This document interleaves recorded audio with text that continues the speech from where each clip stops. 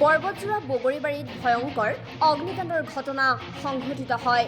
নিমিষতে জাহ গ'ল দুখনকৈ ব্যৱসায়িক প্ৰতিষ্ঠান। বৃহস্পতিবাৰে নিশা আনুমানিক 2:15 BTC কোকৰাঝাৰ জিলাৰ বগৰীবাৰী আৰায়ানী দ্বিতীয় খণ্ডৰ শ্মশান ঘাটৰ সন্মুখতে নৱনিৰ্মিত দুখনকৈ ব্যৱসায়িক প্ৰতিষ্ঠানত অকস্মাতে জুইৰ সূত্ৰপাত ঘটাৰ ফলত নিমিষতে এখন নিত্য প্ৰয়োজনীয় সামগ্ৰীৰ দোকান আৰু আন এখন ইলেক্ট্ৰিক স্কুটাৰ শ্ব'ৰুম জ্বলি ভস্মীভূত হয়। স্থানীয় ৰাইজে প্ৰত্যক্ষ কৰি বগৰীবাৰী আৰক্ষী থানাত খবৰ দিয়াত আৰক্ষী ঘটনাস্থলীত উপস্থিত হৈ পৰিস্থিতিৰ বুজ লয়।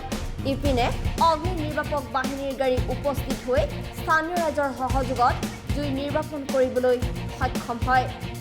এই অগ্নিকাণ্ডৰ ফলত আব্দুল ৰছিদৰ এখন নিত্য প্ৰয়োজনীয় সামগ্ৰীৰ দোকান আৰু হাবিবুৰ ৰহমানৰ ইলেক্ট্ৰিক স্কুটাৰ শ্ব'ৰুম গৃহৰ সমূহ অংশ জ্বলি ভস্মীভূত হয়। সন্দেহ কৰা হৈছে বৈদ্যুতিক শ্বৰ্ট চাৰ্কিটৰ ফলতেই এই অগ্নিকাণ্ডৰ সূত্ৰপাত হয়।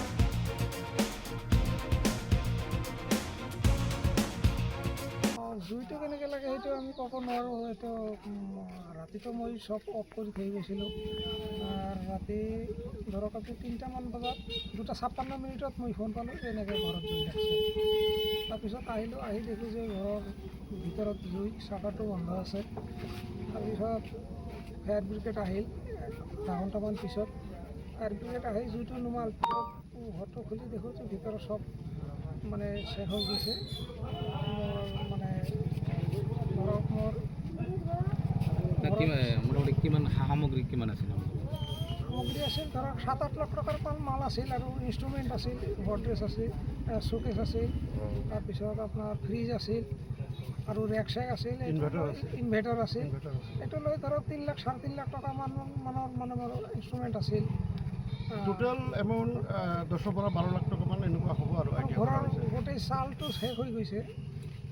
ঘৰৰ চালটো টিনৰ চাল আছিল, চিনি আছিল, কাঠৰ চিনি আছিল। কেইখন দোকান মানে দুখন দোকান শেষ হৈছে। কাষত এটা আপোনাৰ হেৰি আছিল, স্কুটিৰ শ্ব'ৰুম আছিল। স্কুটি 6-7টামান স্কুটি আছিল, এইটো শেষ হৈ গৈছে।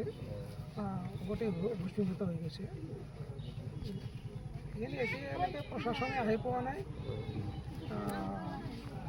খবৰ দিছে আপোনালোকে? ফায়াৰ ব্ৰিগেড আমাক যাব দিছে। ফায়াৰ ব্ৰিগেডে কৈছে যে আমাৰ আহিব, আমি দিব দিছোঁ। আৰক্ষী আহিছিল নে নাই? আৰক্ষী অহা নাই। আৰু ইতিমধ্যে জনাইছে নে নাই আৰক্ষী? আৰক্ষীয়ে আমি মাতিছিলোঁ। যেতিয়া ফায়াৰ ব্ৰিগেড আহা বুলি আমি গম পালোঁ, নেশ্যনেল হাই ৰোডত আমি থিয় হৈ আছিলোঁ। তাতে আৰক্ষীৰ গাড়ী এখন দেখিছোঁ, তাক মাতিলোঁ কিন্তু নাহিল। আপোনাৰ পৰিচয়টো কি? মোৰ নাম আব্দুল ৰছিদ, মোৰ দেউতাৰ নাম ৰহিছুদ্দিন আহমেদ। তেওঁ ঢুকাইছে। আৰু সেইখন দোকানৰ ইলেক্ট্ৰিক সেইখন দোকান তেওঁৰ নাম হাবিবুৰ ৰহমান, এই শ্ব'ৰুমৰ মালিকজন। এই ক্ষেত্ৰত প্ৰশাসনক কি জনাব?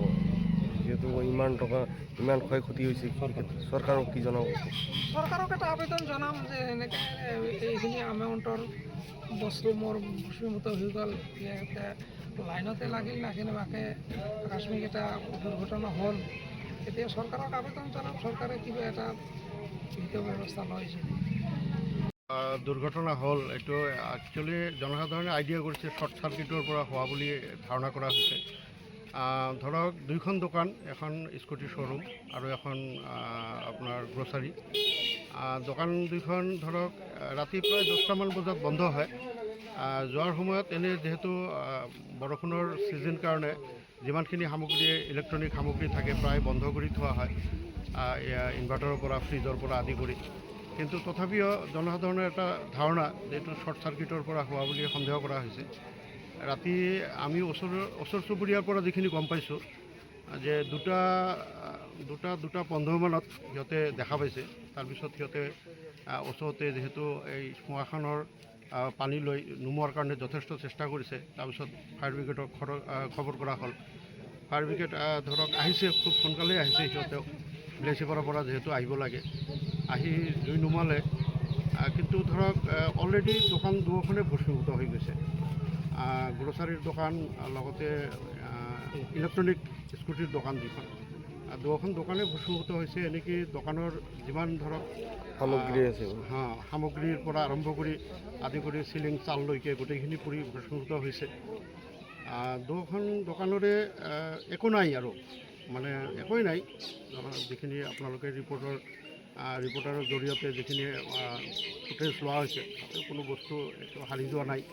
আনুমানিক কিমান লক্ষাধিক টকাৰ মানে ক্ষয়ক্ষতি হৈছে? আনুমানিক ধৰক গেলামাল দোকানখনত 7 পৰা 8 লাখ টকাৰ সামগ্ৰী আছে আৰু লগতে ফাৰ্নিচাৰ যিখিনি আছিল তাতেও প্ৰায় 3 লাখ টকাৰ ফাৰ্নিচাৰ হ'ব।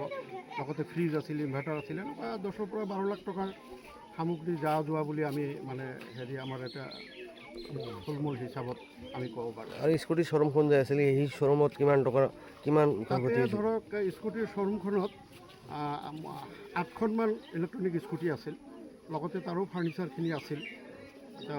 তাৰ এপ্ৰক্সিমেট কিমানখিনি হ'ব মই ইলেক্ট্ৰনিক ধৰক সামগ্ৰীৰ মূল্য মোৰ ইমানখিনি নলেজত নাই, তথাপি ধৰক প্ৰায় 10 লাখমান টকাত তাৰো এনেকুৱা হ'ব বুলি ধাৰণা কৰা হৈছে।